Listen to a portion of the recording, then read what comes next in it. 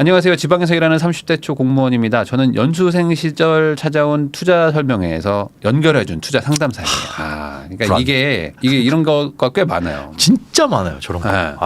네. 근데 이 공무원 할 때 뭐 저는 공무원 안 해봐가지고 아예 이렇게 작정하고 투자 설명회라는 걸 또 해주나 보죠. 그런가 봐요. 그러니까 이게 얘기를 들어보면 그 뭐 연수하는 기관이나 뭐 이런 데에 위에 뭐 아는 지인으로 이렇게 해가지고 잠깐 무슨 교육 해가지고 30분 1시간 정도 빼서 이런 게 있습니다. 관심 있으시면 저희한테 연락처 남겨주세요. 그래가지고 나중에 개인적으로 접촉을 합니다. 연수생 단계다 보니까 한 번 또 검증된 사람이 오지 않았을까라는 생각도 있어가지고 좀 이렇게 무심코 좀 이렇게 마음을 열고 상담을 받으신 것 같은데 그래서 그걸 믿고 투자를 하셨습니다. 근데 사연을 보내게 된 이유는 이 분이 믿을 만한 사람인지 제가 어리석은 판단한 건지 모르겠다는 생각이 계속 들어섭니다. 문제를 느끼는 투자는 다음과 같습니다. 역외보험.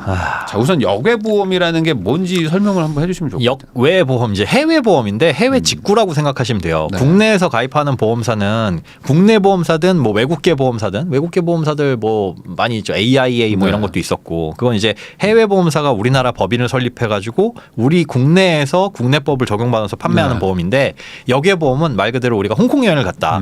그러면 거기도 보험사가 있을 거 아니에요. 그럼 거기 현지 설계사한테 가입하는 그런 보험이다. 그런데 이런 역외보험이 한 5, 6년 전쯤부터 유행처럼 막 그때 당시에 번지기 시작했어요. 그런 거를 이제 이분이 추천을 받으신 것 같습니다. 그때 유행을 했다는 건 어쨌든 간에 뭔가 마케팅적이든 뭐든 그 장점이 있었으니까 였을 것 같은데 어떤 장점이 있습니까? 이때 당시에 장점이라고 얘기한 게 우리나라에 비해서 기대 수익률 나중에 환급률이 굉장히 높습니다. 그 사망보험금 자체도 높고 저도 그 서류를 보고는 이거 사기 아니야 싶을 정도로 대단히 높아요. 그리고 홍콩에 당시에 제가 5년 6년 전쯤에 기준금리가 0.97%인가 그럴 때가 있었거든요. 그런데도 불구하고 막 5% 6% 금리를 제시를 하는 거예요. 왜 그런가 봤더니 우리나라는 무배당 상품 그래서 보험 앞에 괄호 열고 무 괄호 닫고 어쩌고 저쩌고 뭐 이렇게 써 있잖아요. 그게 뭐냐면 보험사가 보험료를 걷어다가 지들이 굴릴 거 아니에요. 거기에서 추가적으로 이득이 나는 걸 마치 주주한테 배당하듯이 보험에다가 녹입니다. 보험 수익에다가. 근데 우리나라는 다 무배당 상품이 됐어요. 그리고 대신에 보험료가 싸다라고 홍보를 하는데 해외 보험 같은 경우는 유배당 상품이 많습니다. 근데 보험료도 안 비싸요. 그래요? 그러니까 괜찮네라고 생각을 해봤는데 그게 아니라 반대로 우리나라 보험이 와 정말 쓰레기구나. 너무 안 좋아서. 너무 안 좋아서 상대적으로 좋아 보이는. 그러면 보험을 들 거라면 역외보험을 드는 거는 괜찮은 거라고 봐야 될까요? 맞아요. 특히나 사망보험금 같은 경우. 사망보험금 같은 경우에는 역외보험이 이 보험금 자체로는 좋은데 문제는 세금입니다. 그러니까 국내에서의 보험은 보험 차익 비과세 아파가지고 혹은 죽어가지고 나오는 사망보험금 이런 것들 진단금은 비과세잖아요. 그리고 저축보험도 마찬가지로. 근데 역외보험 같은 경우 이렇게 해외 금융상품은 현지의 세법을 따라갑니다.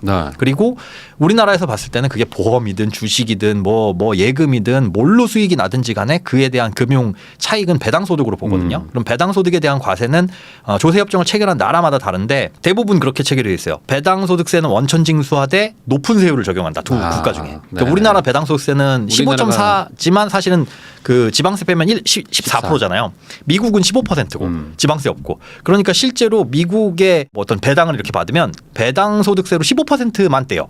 우리나라에서는 15.4%를 떼는데 그래서 미국이 낮아 보이는데 그렇게 높은 곳으로 과세한다. 근데 홍콩 같은 경우에는 지금 배당소득세가 몇 %인지 모르겠는데 우리나라보다 낮다면 우리나라 거 떼고 높다면 저기 거 떼고. 그러면 뭐 특별하게 좋을 거는 별로 없는. 사실 그렇죠. 그런데 뭐 그냥 어떤 상품 자체의 경쟁력 이런 거가 조금 낮다. 맞습니다. 근데 뭐 유배당이니까 배당금이 어떻게 들어올지는 예측은 할 수 없는 겁니다. 근데 이제 이분이 걱정하는 거는 저 혼자 해외보험사 상대로 해결할 방법이 있을까? 어떤 문제가 생겼을 때 해외보험사다 보니까 바로 뭔가 이렇게 컨택이나 이런 게 될까? 이걸 걱정하시는 것 같은데 이게 뭐 문제가 있나요? 저걸 가입하려면 국내에 있는 모집이나 설계사한테 가입하는 게 불법이에요. 모집도 불법이고 그걸 통해서 가입하는 것도 불법이고. 그리고 어떻게 되어 있냐면 실제로 해외를 나가거나 해외 설계사가 우리나라로 들어오거나 아니면 해외에서 우리나라의 신탁 법인을 만들어 가지고 거기다 돈을 맡기거나. 근데 이분 같은 경우에는 돈을 맡긴 것 같지는 않거든요. 그러면 아마 이거 중개 과정이 합법은 아닌 것 같아요. 근데 그걸 다 잡아낼 수 없죠. 근데 이게 보험을 나중에 보험금을 타거나 청구를 하려면 누구한테 얘기를 해야 되잖아요. 누구한테 얘기를 아니면 직접 홍콩에다가 하려고? 해결할 방법이 있기는 있지만 쉽지는 않다. 그럼 이거 지금 잘 알아봐야 되는 상황이네요. 이 상태로 가면. 그렇죠. 보험사나 상품에 문제가 있는 게 아니라 그 과정에서 좀 쉽지 않을 수 있습니다. 이분이 공무원이신데 그렇게 홍콩에 보험금 찾으러 나가실 수 있을지. 근데 이게 지금 유행한 지 그렇게 뭐 오래되지가 않아가지고 실제로 보험금을 타시는 분들이 많은지는 모르겠어요. 그런 사례들이 뭐 쌓이게 되면은 어떻게 됐다라는 공유가 될 텐데 아직까지 뭐 블로그나 이런 데서 여객보험금 탔습니다 이런 내용들은 찾기가 어렵습니다. 상품은 좀 상대적으로 국내보다 좀 나을 수는 있지만 그 어떤 접근성이라든지 추후 사후 관리 같은 데에서 문제가 생길 수가 있으니까 그 부분에 자신이 있으신 분들은 한번 접근해 보시고 그냥 단순히 그냥 누구를 통해서 어떤 브로커를 통해서 했다라고 하는 거는 조금 합법이 아닐 가능성도 있기 때문에 조심해야 된다. 이것도 문제지만 이게 더 문제인 것 같아요. 보니까 성남 빌라 두 채를 20년도와 21년도에 갭 투자로 1억 5천에 전세 1억 2천. 그러니까 이게 거의 그 맥시멈으로 전세를 맞춘 거고 2억 5천에 2억으로 구입을 했습니다. 중개 수수료 이외에 컨설팅 수수료로 각각 200만 원씩을 지불했는데 매도 시에는 순이익의 10%를 컨설팅 수수료로 또 주는 조건이에요. 야, 나중에서 이런 경우 중개 수수료 외에 컨설팅 수수료가 합법이 아니라는 걸 알았습니다. 지방에 있는 저 대신 세입자분들과 매도에 대해 신경 써주고 있긴 하지만 이런 방식이 적절한 건지 모르겠습니다. 이렇게라도 해서 수익이 나면 그걸로 좋겠지만 과연 빌라 투자로 수익을 낼 수 있을까 싶습니다. 내년이나 내후년에 정리하자고는 하지만 이대로 계속 전세 수수료와 수리비만 내면서 역전세가 나지 않을까 걱정입니다. 그리고 다행인 점은 작년에 전세를 각각 갱신 및 새로 계약해서 600, 5천만 원씩 증액을 했습니다. 그러니까 뭐 다행히 전세가 올라간 거라 뭐 지금 금전적인 손해 자체는 없는 상태인 거네요. 그리고 기타. 달러 중심 보험과 치아 보험을 가입했다가 돈 버리는 거다 싶어서 해약했다. 달러 중심 보험은 또 뭐예요? 국내 보험인데 이게 원화가 아니라 달러로 들어가는. 한 달 보험료를 예를 들어 뭐 $1,000 이렇게 내는 거예요. 그럼 환율 올라가면 어떻게? 그 환율 올라가면 더 내는 거죠.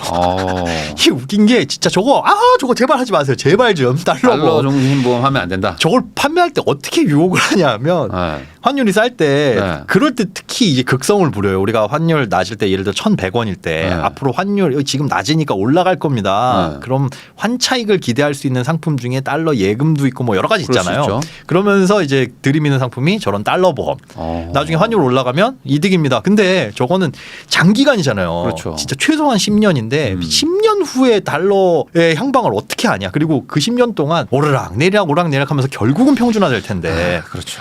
그래서 이게 뭐 어떤 그 달러 이익을 보는 것도 있지만 그만큼 달러가 비싸지면은 우리가 보험료도 올라가니까. 그렇죠. 지금 같은 때는 엄청 비싸게 내죠. 이래저래 뭐 큰 의미는 없을 수도 있다.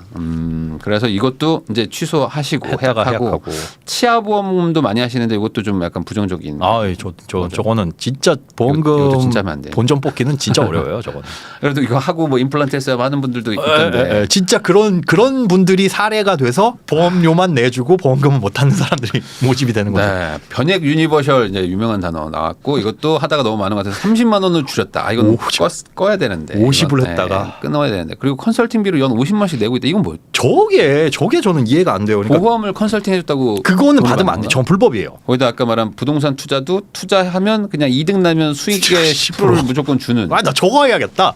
그러니까 이게 지금 이해가 안 되는 게 이게 빌딩을 지어주면 그러니까 뭐 지어주고 뭔가 이렇게 하거나 뭐 이렇게 하는 것도 아니고 그냥 단순히 소개를 한 다음에 수수료도 이미 받았는데 받고 나서 순이익의 10%를 왜 얻어가야 되는가라는 거에 대한 이유가 없잖아요 지금. 그러니까 이제 중개사 대신 어떤 세입자와 어떤 이런 걸 챙겨주겠다. 그렇기 때문에 10%를 달라라는 건데 이거는 조금 제가 해드리고 8% 주세요 저한테. 저는 7회 하겠습니다. 이 말도 안 돼. 그러니까 요거는 굳이 이렇게 할 이유는 없는데 또 기한도 없는 거예요. 매도를 언제 하는 거예요. 3년 안에 매도를 해서 얼마를 벌어주겠다 이런 것도 아닌. 책임은 없지만 무조건 이득은 떼가는 그런 구조에 지금 빠지신 것 같습니다. 그러니까 걱정을 하는 수준이 아니라 지금 되게 실제로 걱정이 되긴 되네요. 나머지는 문제가 없으신 것 같은데 뭐 식비 40 뭐 부모님 용돈 30. 근데 이쪽이 많네. 여객보험 50에 변액 30에 막 이게 크네요 지금. 그치, 저게 다 장기 상품이고 주택 청약도 어떻게 보면 장기 상품이고 공제외 저축도 뭐 장기 상품이고. 근데 이게 자산관리사라는 개념으로 접근을 하기에는 사실 자산이 뭐 그렇게 많은 것이 아니신데 그러면 이거는 자산관리사라기보다는 그냥 수익 쉐어를 하는 어떤 한 명이 있다라고 보면 좀 이상한 구조인 거죠. 한번 전화를 해가지고 여쭤봐야 될 것 같습니다. 네, 안녕하세요. 걱정남님이시죠? 네, 안녕하세요. 네. 네, 부인남입니다. 김현우 선생님과 같이 지금 이야기를 하고 있는데 여러모로 봤을 때 네. 이런 표현이 좀 적절할지 모르겠지만 네. 당했다라는 게 맞는 것 같고 지금도 연락을 꾸준히 하고 계시나요? 네, 맞습니다. 근데 이분은 뭐 저도 옛날에 이런 상담을 받고 그 사회초년생 때 막 이런 변액보험도 가입하고 했지만 대부분 이제 그 보험을 베이스로 하시는 상담을 하시면서 어떤 변칙적으로 이제 갭 투자 이런 것도 이렇게 알려주고 하시는 분인 것 같거든요. 네네. 그래가지고 지금 뭐 꾸준히 어쨌든 매달 지금 아니면 뭐 연에 한 번씩 뭐 컨설팅비까지 내가고 계시는 거잖아요. 네. 네, 그래서 이거는 빨리 정리를 할 수 있는 게 좋지 않을까. 정리할 수 있다면은. 네. 네, 이거는 실제 걱정을 해야 되는 부분이 맞는 것 같긴 하거든요. 네. 그 우선 소장님 요거 네. 여객보험이나 변액 유니버셜 저런 것들 아니면 아까 컨설팅비로 뭐 이렇게 연 얼마씩 받고 있는 거 이런 것들 가지고 어떻게 좀 이걸 이렇게 계약을 해지하거나 뭐 이렇게 환급받을 방법 없을까요? 그러니까 이 컨설팅 비용이 뭐에 대한 컨설팅 비용인지 컨설팅이라는 건 사실은 처음에 그 설계잖아요. 그리고 지금 받는 건 뭘 리밸런싱 해주는 것도 아닌 것 같고 그다음에 리밸런싱을 한다는 것 자체도 투자자문사의 그 자문 인력이 아니면 네. 해주면 안 돼요. 근데 그게 이분이 근무하시는 곳이 투자자문사인지 네. 뭐 이런 것들도 지금 확실하지가 않고 그리고 보험 가입을 대가로 뭐 저렇게 여객보험을 알려주는 알선의 대가로 받는 것 자체도 사실은 불법인 거고 보험은 그걸 판매한 걸로 네. 모집해 준 걸로 보험사에서 수수료를 받잖아요. 대출도 마찬가지고요. 그렇죠. 근데 그래서 그거 외에 중개 수수료는 못 받도록 법으로 금지하고 있는데 확실하게 금융상품은 그로 인한 판매 수수료 외에 다른 거를 가져가면 안 된다. 정확하게 뭘 대가로 1년에 50만 원씩이나 가져가는 것이고 그 부분을 확인을 하신 다음에 연을 끊는 게 나을 것 같아요. 계약서 같은 게 있나요? 뭐 연 50만 원을 주는 어떤 이유에 대한 계약 같은 거 뭐 계약서는 따로 없습니다. 그럼 그냥 드리는 거예요? 네. 왜 주는 거예요? 네, 말씀하시는 걸로 뭐 그냥 투자 자문 같은 걸로 해서 투자 자문. 네. 그냥 어떤 뭐 부동산 관리라든지 뭐 이런 것들 다 해서. 네. 근데 투자 자문도 내가 그 자문사에다가 돈을 맡겨가지고 거기서 운용 보수로 떼가는 게 일반적이거든요. 해봐야 무슨 뭐 이래서 많으면 진짜 양아치다 하면은 뭐 5% 정도 지금 될까? 네. 나머지는 되게 잘하고 계셔가지고 크게 뭐 걱정은 안 되는데 지금 이제 빌라 투자한 것들 2개 하고 그다음에 이제 어쨌든 보험이 지금 좀 세팅이 좀 잘못된 것 같다. 네. 그래가지고 좀 너무 과하다 지금 우리 소득에 비해서 거의 80만 원 나가잖아요. 80-90만 원씩 나가는 거니까. 네. 그러면 이거는 아닌 것 같다. 네. 이거는 뭐 명확하게 아니라고 이제 볼 수 있고요. 이거 빨리 정리를 해야 될 것 같습니다. 정리하고. 정리람이 그 뭐 해약을 한다는 말씀.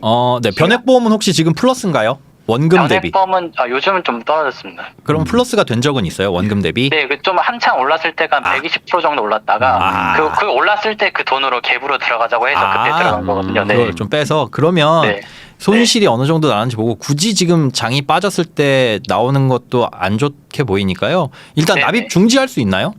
그거는 좀 확인해 봐야 될 것 같은데 어차피 근데 지금 그 납입 만기가 한 2년 정도 지금 2년 좀 안 되게 남아서 네네. 그때까지만 하고 돈 돌려받는 게 어떨까 생각하고 있었거든요. 더 내진 마세요. 왜냐하면 납입 만기가 2년 남았다고 해도 30만 원 내는 것 중에 최소한 10%는 수수료로 떼가거든요. 마이너스 10%로 시작하면 10% 이상 더 나야지 수익이 나는 거잖아요. 그렇죠. 네. 납입하는 것도 그만두시고 지금 쌓여 있는 거 플러스 되면 그거 다 해약하시고 끄집어내는 게 나을 것 해약할 같아요. 때 위약금 같은 거 없나요? 지금 플러스면 사실 위약금이 얼마가 발생하더라도 문제는 없죠. 그러니까 굳이 납입을 안 하고 있다가 그렇죠. 플러스 될 때 그냥 깨라. 네, 보통 7년 정도 지나면 뭐 그런 다른 별도 해지 수수료는 없거든요. 몇 년 되셨어요? 납입한지? 15년도부터 납입했으니까 8년 됐네요. 그러면은 뭐 다른 해지 페널티는 없으니까 플러스 나면 빼시고 지금 아마 유니버셜 상품이니까 납입 중지 가능할 거예요. 납입 중지하고 목돈 조금 올라오면은 마이너스 안 나는 상태에서 좀 찾는 걸로. 여객보험은 어떻게 해야 될까요? 저거 여객보험 이제 1년 남았죠. 네, 맞습니다. 한 번 나면 지금 해약하면 저거 보내주신 자료 보니까 손해가 막심하고. 그래요? 네, 아예 원금 손실 그냥 바로 보더라고요. 최소한 10년을 유지해야 되는데 저거는 어쩔 수 없죠. 이건 뭐 특히나 홍콩 보험이니까 민원을 걸 수도 없고 금감원에. 우리나라 국내 보험이면 저 이거 종신보험 저축인 줄 알고 가입했는데요. 따질 수 있어도 민원도 안 되는 이건 민원도 안 돼요. 네. 기왕 하신 거 끝까지 내시고 10년 유지해서 원금 이상 됐을 때 깨시거나 아니면 사망보장 자체는 좋거든요. 사망보험금이 저 돈에 비해서 굉장히 많이 나오는데 결혼은 언제 하세요? 아직은 딱히 계획은 없습니다. 근데 그 부분을 위해서 가지고 계시거나 근데 저는 저 같으면은 원금 이상 회복됐을 때 그냥 아유 그래 장기적인 이자 좀 적은 저축이었다 생각하고 그냥 해약하는 게 나을 것 같아요. 네. 네네. 그리고 저는 이제 부동산 관련해 가지고는 어쨌든 전세를 올려 받으셨잖아요. 네. 그래서 뭐 그거에 대해서 어쨌든 기본적으로 지금 현재 상태로는 금전적으로 당장 현금 흐름에 손해는 없을 수 있는데 이게 네. 이제 디테일한 걸 제가 뭐 알지 못하지만 이제 전세를 올려받았다는 건 어쨌든 집주인 입장에서는 아주 불안한 상태는 아닙니다. 어쨌든 올려받았으니까. 근데 이걸 네. 과도하게 높게 받으면은 이제 다음번에 뭐 또 낮춰줘야 될 수도 있고 해서 저는 네. 그냥 개인적으로 봤을 때 지금 성남 빌라 이거 뭐 혹시 신축급인가요? 그게 아닙니다. 새 거는 아니고 오래된 아주 오래된 건가요? 하나는 좀 오래됐고 1990년, 네네네. 87년 그렇게 하나는 2002년 그 정도. 그럼 이거 뭐 재개발을 뭐 노리고 뭐 이렇게 사자 뭐 이런 얘기로 이제 하신 건가요?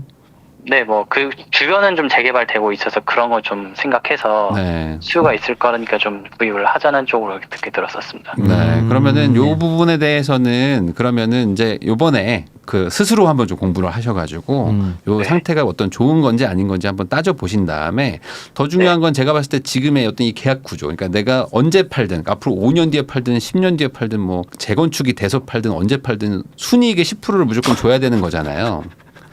네. 네. 그리고 내가 손해 본다고 해서 어떤 뭐 그분이 같이 책임져 주는 것도 아니고. 네. 네. 그러니까 한마디로 그분은 무조건 이득, 나는 리스크가 있는 요 구조 자체는 깨야 될 것 같거든요. 네. 네, 그래서 이 부분에 대해서는 뭐 더 이상 관리를 안 해줘도 된다. 내가 알아서 하겠다. 왜냐면 이거 지금 두 채를 관리하는 게 뭐 엄청나게 어려운 일이 아니에요. 네. 2년에 한 번 재계약하면 돼요. 그냥 전세 계약하고 하는 거고 아주 어려운 일 아니거든요. 네. 근데 그거에 비해서 지금 어떤 그 조건이 너무 불리해. 네. 너무 불리하기 때문에 이거는 그냥 이 분과의 인연은 우선은 끊으시고. 네. 그리고 이런 정도까지 한 명이 나한테 설계를 했다는 거는 이건 당한 거다. 네. 나를 위해서 무언가를 해주는 사람은 전혀 아닙니다. 그건 네. 제가 자신 있게 말할 수 있기 때문에 이분과의 연은 끊으시고 보험 네. 정리하시고 요 갭 투자 뭐 2개 해놓으신 거는 나 스스로 좀 공부해 본 다음에 어떤 실제 괜찮은 물건이라면 가져가는 거고 아니다 싶으면은 정리하는 식으로 해가지고 스스로 좀 하시는 게 좋을 것 같습니다. 이게 전체적으로 걱정을 많이 하시면서 남한테 좀 다 맡기고 싶다 이런 마음이 좀 크셨었나 봐요. 그때는 좀 잘 몰랐을 때는 그래도 좀 아무래도 전문가니까 잘 알지 않을까 하는 좀 생각을 좀 했었던 것 같아요. 네. 근데 이제 그렇게 하기에는 지금 사실 어떤 내가 갭 투자 해놓은 게 어떤 수준인지 뭔지 잘 모르시죠? 사실 그러니까 이분한테 들은 거 말고는. 정확하게는 네. 제가 알아본 정도는 뭐 그렇게 뭐 전문적이진 않은 것 같고. 네. 전세 계약할 때 뭐 네네. 실제로 가보셨다거나 뭐 중개사랑 통화하지도 않고 그냥 이분이 뭐 도장 보내라면 도장 보내고 아까 이런 식이었나요? 그 위임장 보내서 했었어요. 그러니까 뭐 사실상 내가 신경 안 써서 너무 좋아라고 생각하실 수도 있지만 네. 반대로 얘기하면은 돈 주인이 전혀 신경을 안 쓰고 있기 때문에 이분 마음대로 지금 하고 있는 걸 수도 있잖아요. 네. 그러니까 이분은 남의 돈 가지고 자기가 혼자서 지금 막 투자해가지고 자기한테 어쨌든 수수료 떨어지고 뭐 연 회비 떨어지고 하는 식으로 계속 지금 나를 이렇게 관리 아닌 관리를 하고 있을 수도 있다. 네. 그렇게 생각하시고 정리하시는 게 좋을 것 같습니다. 2년을 정리하자. 꼭 잘 정리되시길 바랄게요. 네, 감사합니다. 네, 감사합니다. 이게 지금 저는 걱정인 게 2억 5천에 2억 5천이잖아요. 네. 전세가 그게. 네. 2억 5천에 전세가 2억인 거죠. 지금 5천 올려받아서 올려받아서 무갭이에요. 그렇지, 갭이 없다. 근데 공시가를 여쭤봤더니 1억 7,500만 원. 근데 요즘에 전세보증보험이 공시가의 126%까지만 되니까 안 되죠. 저거 다음 세입자가 들어올 때 요즘에 하도 빌라 사기, 전세 사기 많아가지고 다음 세입자 구할 수 있을까 그게 걱정이에요. 근데 또 작년 11월에 맞췄으니까 내년 11월인데 내년 11월 정도쯤 되면 그래도 좀 좋아지겠죠. 역전세나 뭐 이런 것들이 그래도 조금은 좀 진정될 수밖에 없는 지금 구조이긴 하지만 그럼에도 불구하고 어쨌든 너무 세요. 너무 지금 너무 세시고 지금 자산을 봤을 때 현금이 지금 300만 원 있으신 상태잖아요. 그리고 뭐 여기도 1,300만 원, 1,200만 원 뭐 이렇게 있으니까 이래저래 한 2, 3천 정도 있으신 거죠. 지금. 근데 그 2, 3천 가지고 어쨌든 지금 무갭이기 때문에 네. 그 올려받은 돈 다 포함해서 지금 현금이 2, 3천 있으신 거니까 네. 뭐 이러다 만약에 뭐 진짜 뭐 전세가 내려가거나 하면 뭐 다 뱉어내야 될 수도 있는 그렇죠. 거고. 대출 받을 수도 있고. 네, 그러니까 지금 금전적으로 뭐 아주 뭐 현금 상태가 아주 좋은 그런 구조는 아니니까 네. 거기다가 더 어쨌든 가장 큰 문제는 내가 지금 열심히 벌어서 다른 사람하고 같이 나눠 먹는 구조. 이 구조가 지금 그러니까 뭐 그래도 되는데 보통은 그러려면은 같이 지분을 같이 넣어서 투자를 하거나 아니면 뭐 정말 같이 뭔가 리스크를 같이 안거나 아니면은 이 사람이 내가 못하는 어떤 대단한 어떤 서비스를 나한테 계속 지속적으로 제공을 해주거나 해야 되는데 그렇죠. 지금은 사실 뭐 그런 것도 아니기 때문에 그런 거잖아요. 친구한테 내가 좋은 주식 하나 소개시킬 테니까 대신에 수익 나면 10% 무조건 내 거. 그렇지. 그럼 손실 나면 어떻게? 그건 네 책임. 그렇죠. 그건 네 책임이다. 이런 거잖아요. 그러니까 이거는 사실은 이게 서로 이게 완전 불공정. 교환이 안 되기 때문에 불공정 거래라고 볼 가능성이 좀 높은 상태니까 정리하셨으면 좋겠다. 이렇게 처음 봤네요. 이럴 수 있을 것 같습니다. 근데 생각보다 이런 분들이 좀 많을 수도 있어요. 왜냐하면 지금 내가 잘 모를 때 어쨌든 나를 이제 도와준다고 하면서 어떤 구조가 되게 좋아 보이잖아요. 그러니까 보험도 들어주고 보험도 관리해주고 뭐 내가 가진 돈으로 부동산까지 부동산도 알아서 막 사주고 뭐 신경 쓰지 마, 내가 알아서 다 할게라는 식으로 이제 하게 되면은 이게 마음 편하다라고 생각할 수도 있지만 불공정, 공정의 그 수준을 나도 판단을 못 하고 있는 걸 수도 있기 때문에 이거는 좀 정리하시는 게 좋을 것 같습니다.